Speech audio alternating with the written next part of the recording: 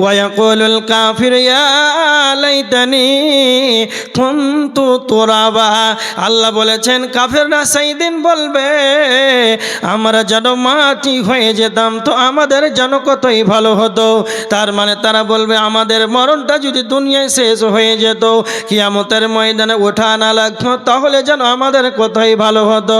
দ্বিতীয় নাম্বার তারা বলবে আমার যদি মরণ হয়ে যেত, আমরা যদি মাটির সঙ্গে মিশে যেতাম তোই যেন কতই ভালো হতো। এবার তখন কোনো উপায় রবে না, কিয়ামতের ময়দানে আল্লাহর কাছে চলে যাবে। আল্লাহকে গিয়ে বলবে রব্বানা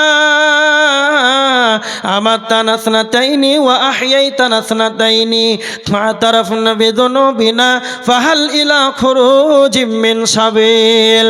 আল্লাহ বলেছেন সূরা আল মুমিন 11 নম্বর আয়াত, তারা আল্লাহকে গিয়ে বলবে আল্লাহ আমাতানা সনাতাইনি, আল্লাহ আপনি আমাদেরকে দুইবার জীবন দিয়েছিলেন, আল্লাহ আমাকে দুইবার মরণ দিয়েছিলেন, ও আহইয়াইতানা সনাতাইনি দুইবার হায়াত দিয়েছিলেন, ফাতারাফনা বিযুনুবিনা আমরা আমাদের অপরাধকে যেন স্বীকার করে নিলাম, ফাহাল ইলা খুরুজিম মিন সাবিল এখন আমাদের বাঁচার উপায় আছে কি?